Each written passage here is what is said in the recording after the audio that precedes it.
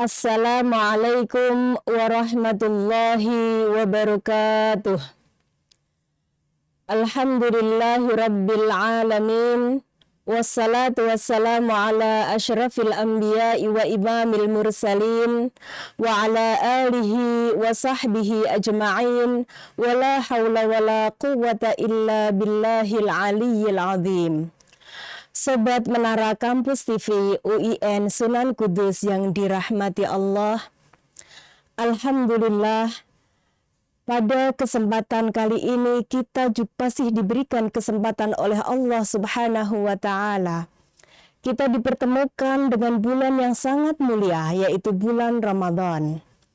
Dan di dalam bulan Ramadan ini ada perintah untuk berpuasa, bahwa as-saumu atau puasa itu secara literal artinya adalah al-imsak atau menahan diri.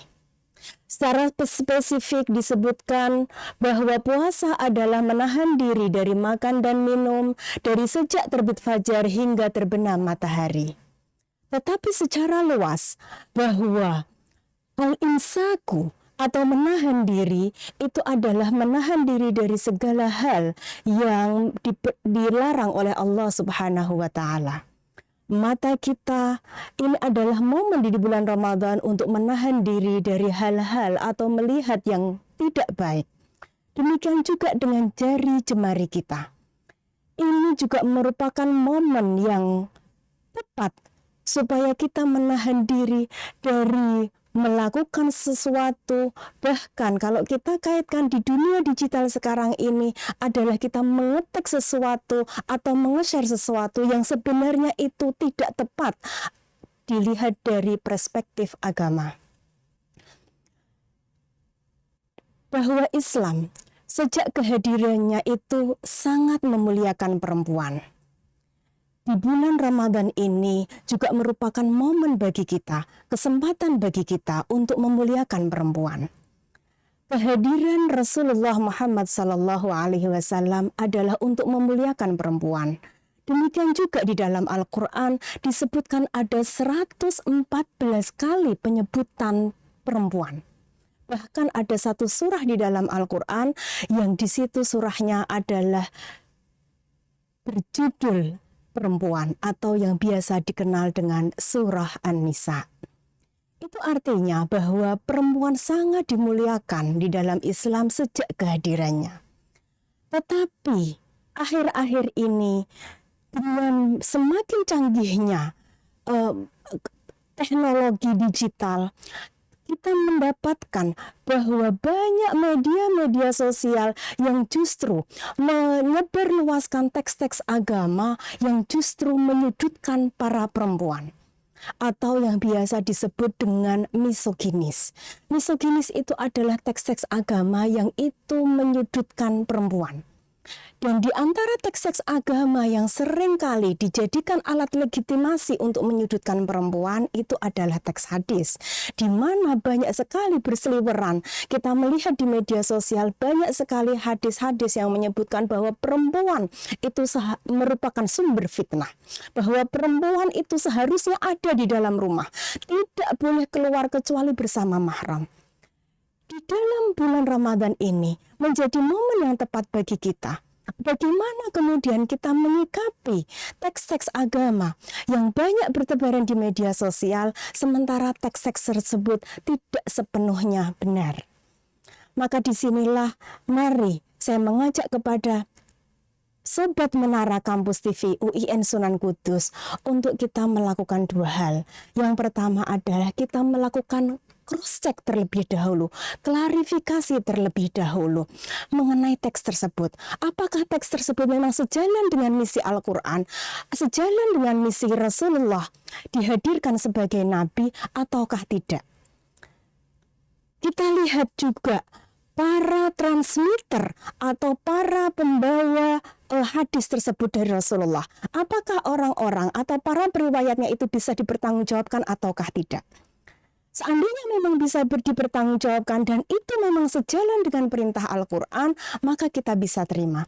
Sebaliknya, kalau memang tidak sejalan dengan Al-Quran dan para riwayatnya tidak bisa dipertanggungjawabkan, maka seharusnya kita menahan diri kita untuk menyebarluaskan teks-teks keagamaan tersebut, karena dikhawatirkan bahwa mencerminkan Islam itu justru tidak ramah terhadap kaum perempuan.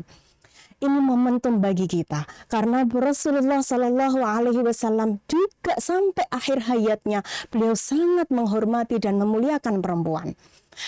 Menjelang akhir hayatnya beliau berpesan, istausu bin nisa'i khairan. Saya berpesan kepada kalian semuanya untuk berbuat baik kepada perempuan. Di dalam hadis sahih lain disebutkan juga khairukum linisa'ihi. Sebaik-baik kalian itu adalah orang yang paling baik terhadap kaum perempuan. Wa ana khairukum linisa'i. Dan saya juga orang yang berbuat baik terhadap para perempuan yang ada di dalam keluarga saya. Bahkan Al-Quran selalu mewanti-wanti kepada kita semuanya, selalu berpesan kepada kita untuk terus melakukan cross-check, menahan diri mata kita, menahan diri jari-jari kita dari menyebarluaskan sesuatu yang memang tidak bisa dipertanggungjawabkan.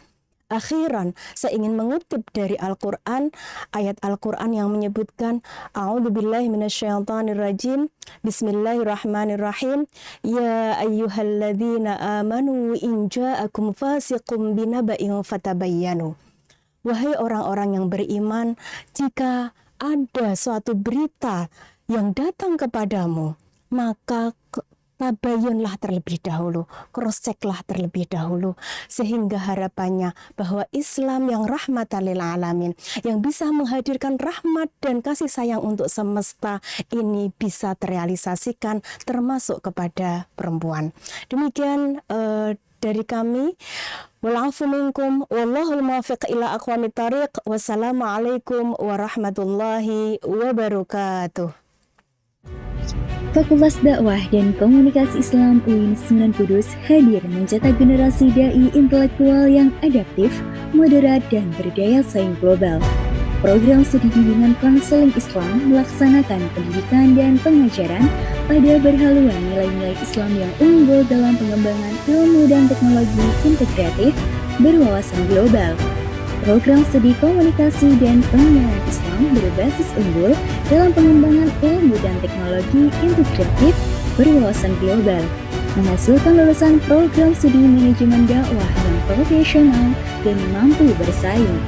Program studi pengembangan masyarakat Islam mempunyai visi bidang pengembangan masyarakat berwawasan unggul dalam pengembangan ilmu dan teknologi integratif berwawasan global. Program studi pemikiran politik Islam yang unggul dalam pengembangan ilmu dan teknologi integratif berwawasan global.